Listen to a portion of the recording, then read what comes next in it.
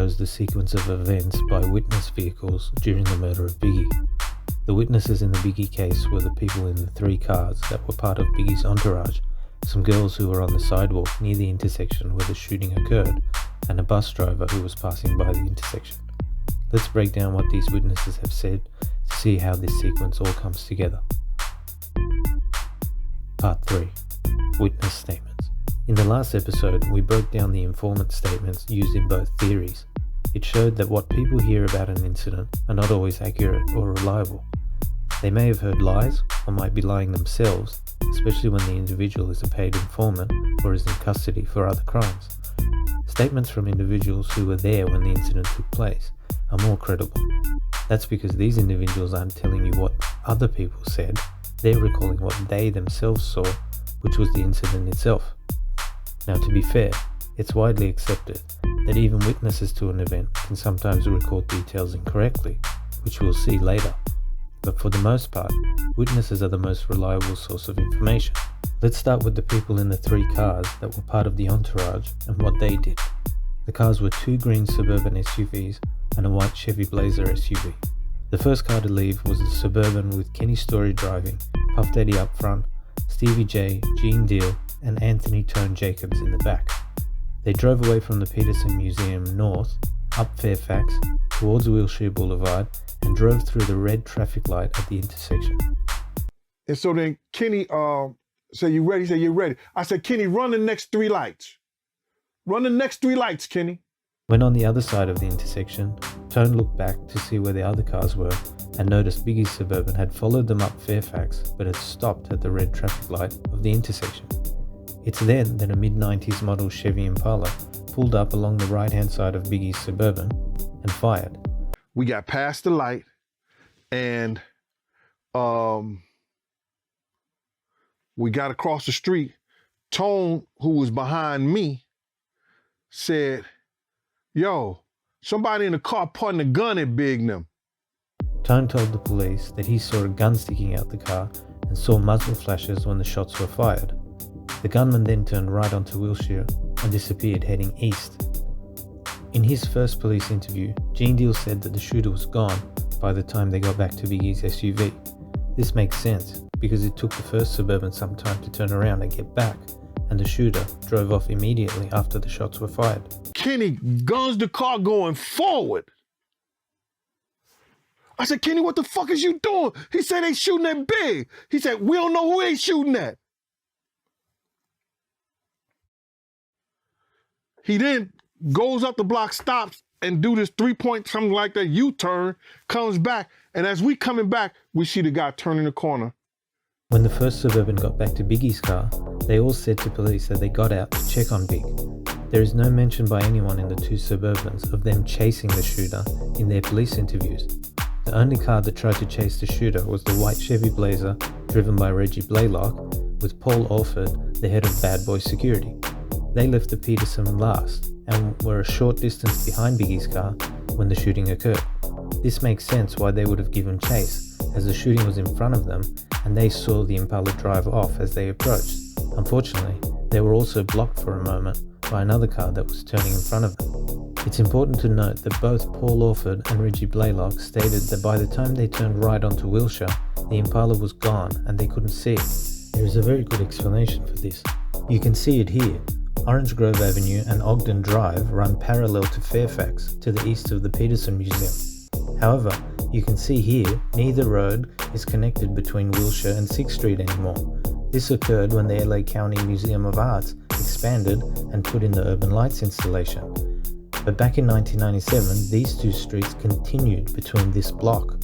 What confirms this is the 1997 edition of the Thomas Guide Street Directory of Los Angeles. You can see it here. Back in 1997, both streets continued between Wilshire and 6th Street.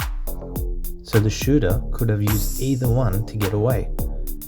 These 2 streets being turning options so close to Fairfax where the shooting occurred would get the shooter off of Wilshire quickly, meaning anyone who chased him would lose sight quickly and not know which way to continue any pursuit. So getting off Wilshire quickly would explain why Reggie Blaylock and Paul Alford couldn't see the Impala on Wilshire by the time they got onto Wilshire themselves. What confirms this as occurring is the statement from a bus driver who was driving west down Wilshire near Fairfax when the shooting happened. He stated that he saw the Impala in his mirror make a left-hand turn. Given he was so close to Fairfax at the time, then South Orange Avenue or Ogden Drive must be where the shooter turned.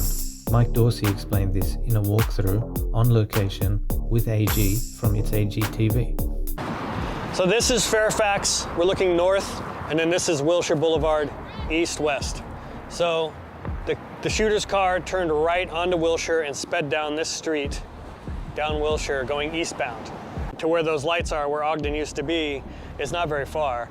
And he's in, an Impala SS, big V8. You can see he just tore off and then took his first left to zigzag off the street that he could find. And that's why the security vehicle that gave chase with Paul Offord and Reggie Blaylock, they said that by the time they hit the corner, the shooter was just gone. So when the shooting happened and the shooter was taken off down this street, there was a city bus driver coming the other way, and that city bus driver said that they looked in their rearview mirror and they saw the shooter, turn left onto Ogden. I believe Mike Dorsey is correct with this idea. It's consistent with the statements witnesses gave police and what the roads were like at that time. Inside Biggie's Suburban was Gregory G. Money Young driving, Biggie up front, and Lil C's and Damien D-Roc Butler in the rear. According to Lil C's, as they were pulling away from the Peterson, they were celebrating Biggie amongst themselves. When we got in, I remember D-Roc grabbing Big Head. Yo, you back, boy? Because D-Roc was in the back with me. You back, because that hypnotizer was ringing off in there. When approaching the intersection, Lil C's was shouting out to some girls he saw standing on the sidewalk at the intersection. When we stopped at the light, I see some chicks on the curb. Me yelling out the window, yo, mom, what's up? Yo, what's good? This is when the Impala pulled up and the driver started shooting. Naturally, as most people would react when hearing gunshots that close, everyone in Biggie's Suburban tried to duck down for cover. And before you know it, a car just rolled up, started popping in the car. Didn't say nothing, didn't yell nothing, just pop, pop, pop, pop, pop, pop, pop, pop. Everybody got down in the truck till that shit stopped. We all hopped out. Unfortunately, because of this normal reaction and the fact that the shooter drove off immediately, no one really saw the shooter. D-Roc told police he didn't see a thing. That makes sense, because he had no line of sight to the shooter from where he was seated. Lil C's, who was the closest, recalled seeing a glimpse of the shooter. However, he told police he only saw his face from the nose up, since the shooter had his left hand on the steering wheel and was reaching over to the left out the window to shoot with the gun in his right hand. In his initial police statement, Lil C's describes the gun as stainless color. Then in subsequent interviews describes it as black, and then again as blue steel. This is no criticism of Lil C's, but it just goes to show how witnesses can't always recall details 100% accurately. Lil C's said on Vlad TV that he thought it looked like the shooter was wearing a suit. That was the only glance I caught. I could just tell that person was suited. G-Money, the driver, had a more direct line of sight to the shooter, but like Lil C's, he only saw a glimpse as he too ducked down once he heard the shots being fired. G-Money and Lil C's helped police make two composite sketches. First of all, you can see that the composites don't look anything like Amir Muhammad or Poochie, the two suspects in the two theories. Secondly, the composites don't even look like each other.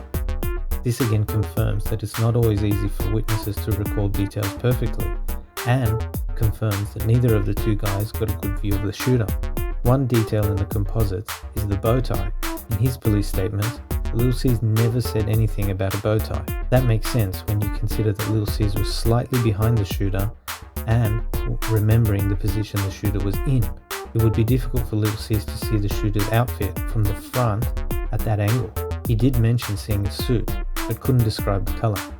G-Money is the one that said he saw the bow tie. One detail that G-Money and Lil C's did agree on was the color of the shooter's Impala, and that was a grey-green color. This is important, because these two guys were the closest to the shooting. Tone, who was the next closest person, also said that it was green, and so did Gene Deal in his early interviews. What color was it? I think it was steel. I don't know if it was steel blue, steel gray. You can even hear it in the 911 call when they're driving Biggie to the hospital. The caller describes the car as aqua blue. Yeah. Blue, aqua blue. Based on this, Russell Poole's flyer about the shooter's car that was distributed in 1997 describes it as grey-green in colour. However, in the 2002 documentary, Biggie and Tupac, Russell Poole later claims the Impala was black. The car used in the case was a black SS Chevy Impala. So why did Poole change his mind about the colour?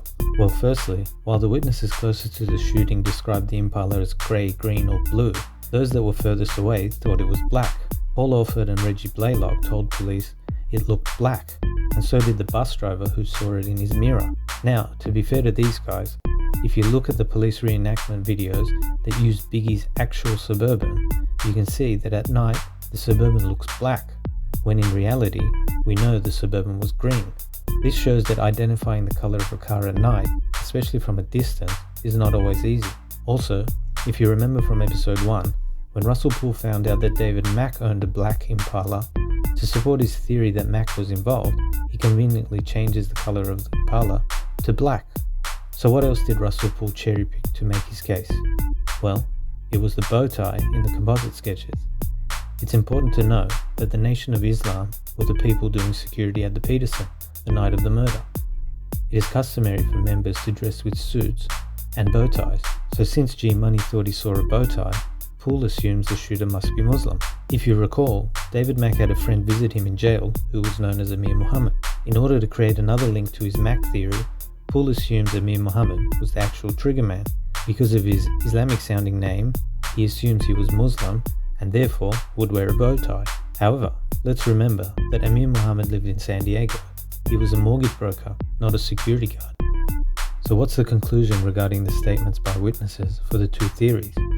Well, Russell Poole cherry-picked the evidence he used in this case in order for it to support his theory on David Mack.